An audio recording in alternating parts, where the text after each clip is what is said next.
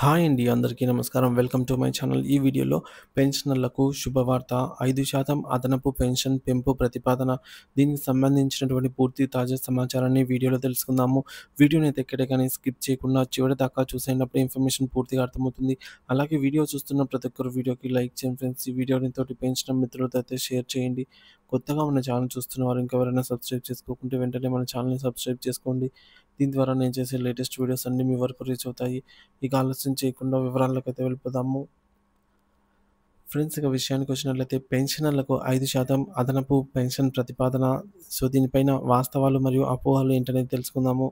ఇటీవలి కాలంలో వాట్సాప్ గ్రూప్‌లలో ఒక సందేశం విపరీతంగా ప్రచారంలో ఉంది. 65 ఏళ్లు నిండిన పెన్షనర్లకు ప్రతి 5 సంవత్సరాలకోసారి 5% చొప్పున అదనపు పెన్షన్ పెంచే ప్రతిపాదనను గతంలో 110వ పార్లమెంటరీ స్టాండింగ్ కమిటీ చేసిన సిఫార్సుల మేరకు నూతనంగా మూడోసారి ఏర్పడిన ఎన్డీఏ ప్రభుత్వం ఆమోదించింది. ఇందుకు గాను మనం ప్రధానమంత్రి నరేంద్ర మోదీ గారికి కృతజ్ఞతలు తెలియజేయాలి అనేది ఆ సందేశం యొక్క సారాంశము.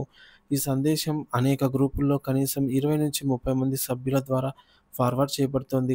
నిజానికి ఈ తప్పుడు సమాచారం మళ్ళీ ప్రచారంలోకి రావడం ఆశ్చర్యం కలిగిస్తోంది. పెన్షన్ పెరుగుతుందట అనే వార్త ప్రజల్లోకి, ముఖ్యంగా పెన్షనర్‌లోకి అయితే చాలా త్వరగా వ్యాపిస్తుందనైతే అనిపిస్తోంది.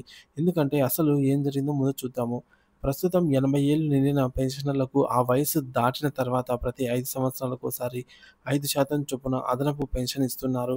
దీనికి అదనంగా 65 ఏళ్ల నిండినటువంటి పెన్షనర్లకి కూడా ఇదే పద్ధతిలో ప్రతి 5 సంవత్సరాలకు 5% పెన్షన్ పెంచాలి అనేది 110వ parliamentary public grievances law and justice standing committee చేసిన సిఫార్సు. ఈ కమిటీలో తెలంగాణ రాష్ట్రానికి చెందిన శ్రీ కేఆర్ సురేష్ రెడ్డి గారు మరియు అప్పటి తెలుగుదేశం పార్టీ రాజ్యసభ సభ్యులు శ్రీ కనకమేడల రవీంద్ర కుమార్ గారు కూడా సభ్యులుగా ఉన్నారు. కమిటీ సిఫార్సుల నేపథ్యం మరియు ముఖ్య అంశాలు. ఈ కమిటీ తన 62 పేజీల నివేదికను 10వ ఫిబ్రవరి 2021న సమర్పించింది. ఇందులో ప్రధానంగా చర్చించిన అంశాలు చూసుకున్నట్లయితే, మొదటగా మారుతున్న కుటుంబ వ్యవస్థ. ఉమ్మడి కుటుంబాలు కనుమరుగవుతున్నటువంటి ప్రస్తుత తరుణంలో వృద్ధ దంపతులు ఒంటరిగా మిగిలిపోతున్నారు. వారి పిల్లలు ఉద్యోగరీత్యా వేరే ప్రాంతాల్లో లేదా విదేశాల్లో స్థిరపడుతున్నారు. దీంతో వృద్ధులకు అనారోగ్యం వంటి సమస్యలు వచ్చినప్పుడు చూసుకోవడానికి తక్షణ సహాయం అందటం లేదు. రెండో పాయింట్, పెరుగుతున్న వైద్య ఖర్చులు. గతంలో ఉమ్మడి కుటుంబాలలో ఎవరో ఒకరు వృద్ధులను ఆసుపత్రులకు తీసుకెళ్లి సేవలు చేసేవారు. కానీ ఇప్పుడు 60-70% మంది పెన్షనర్లు తమ వైద్య ఖర్చులను తామే భరించాల్సి వస్తోంది. ఇది వారికి తీవ్ర ఆర్థిక భారంగా మారింది. మూడో పాయింట్, పెన్షన్ అదాలతులు మరియు సమస్యలు. పెన్షన్ అదాలతులను కేంద్రీకృతంగా నిర్వ నిర్వహించాలని పెన్షనర్ల సమస్యలను గుర్తించడంలో మరియు పరిష్కరించడంలో వ్యవస్థ విఫలమవుతోందని కమిటీ అభిప్రాయపడింది. పెన్షన్ సంబంధిత ఫిర్యాదులను సాధారణ విషయాలుగా పరిగణిస్తున్నారే తప్ప వాటిని సత్వర పరిష్కరించడం లేదని పేర్కొంది. నాలుగవ పాయింట్, సిఫార్సులు. ఈ నేపథ్యంలో 65 ఏళ్లు నిండిన వారికి కూడా అదనపు పెన్షన్ సౌకర్యం కల్పించాలని, అలాగే ఫిక్స్డ్ మెడికల్ అలవెన్స్ ఎఫ్ఎంఏను కూడా నెలకు 1000 నుంచి 3000 వరకు కూడా పెంచాలని కమిటీ సూచించింది. మొత్తం 28 సిఫార్సులు చేయగా వాటిలో కేవలం 5 మాత్రమే కేంద్ర ప్రభుత్వం ఆమోదించింది. ఈ 6 సిఫార్సులను నిర్ద్వందంగా తిరస్కరించింది. మిగిలిన 17 సిఫార్సులను ఆమోదించలేదు. కాకపోతే పరిశీలనలో ఉన్నాయి. నాట్ యాక్సెప్టెడ్ బట్ పెండింగ్ అనేది పేర్కొంది.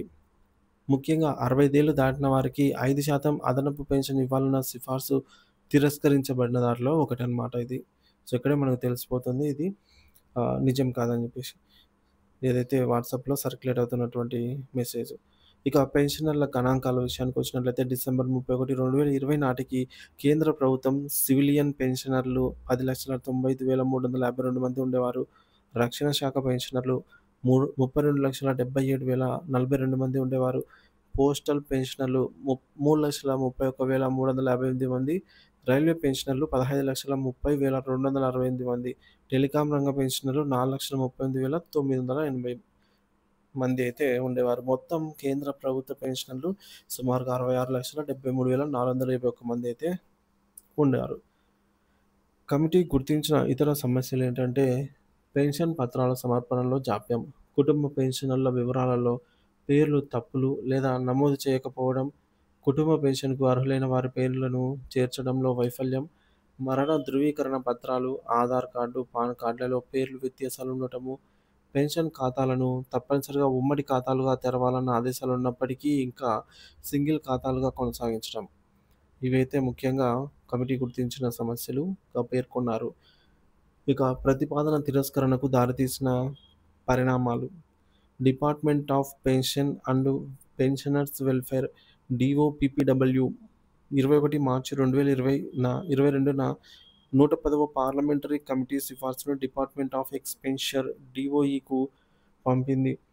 Department of expenditure DOE April 5, 2022న ఈ ప్రతిపాదన వల్ల అయ్యే అదనపు ఆర్థిక భారం ఎలా భరించాలో స్పష్టత లేదని, డిపార్ట్మెంట్ ఆఫ్ ఎకనామిక్స్ అఫైర్స్ వారి అభిప్రాయం కూడా తీసుకోవాలని డిఓపిపిడబ్ల్యూకు సూచించింది. డిఓపిపిడబ్ల్యూ నుండి డిఇఏకు మే 2, 2022న డిఓపిపిడబ్ల్యూ ఈ ప్రతిపాదనను డిఇఏకు పంపి ఆర్థిక భారంపై వారి అభిప్రాయాన్ని కోరింది. Department of economics affairs DEA తిరస్కరణకు 16 జూన్ 2022న డిఇఏ ఈ ప్రతిపాదనను తిరస్కరించింది. ఇందుకు వారు చెప్పిన కారణాలు గనుక చూసుకున్నట్లయితే ఎన్‌పీఎస్ వ్యయం. జాతీయ పెన్షన్ పథకం జనవరి 1, 2004 నుండి అమల్లోకి వచ్చింది. ఎన్‌పీఎస్ కోసం ఇప్పటికే సంవత్సరానికి దాదాపుగా 2,00,000 కోట్ల రూపాయలు ఖర్చవుతోంది. పెరిగిన ఆయుర్దాయం. పెన్షనర్ల సగటు ఆయుర్దాయం పెరిగింది. వారు తొందరగా అయితే మరణించడం లేదు. వారి మాటల్లోనే. ఎక్కువ కాలం జీవిస్తున్నారు. దీనివల్ల ప్రభుత్వానికి పెన్షనర్ల భారం దీర్ఘకాలంగా కొనసాగుతోంది. మరి రాష్ట్రాలపై ప్రభావం. కేంద్రం ఈ ప్రతిపాదనను ఆమోదిస్తే రాష్ట్ర ప్రభుత్వాలు కూడా తమ పెన్షనర్ల నుంచి ఇదే విధమైన డిమాండ్లు ఎదుర్కోవాల్సి వస్తుందని, ఇది రాష్ట్రాల ఆర్థిక వ్యవస్థపై కూడా భారం మోపుతుందని అయితే పేర్కొంది.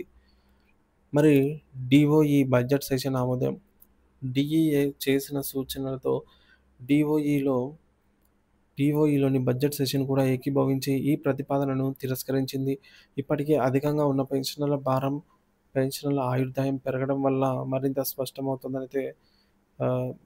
పెరుగుతుందనైతే స్పష్టం చేసింది. మరి ఇటీవల పరిణామం.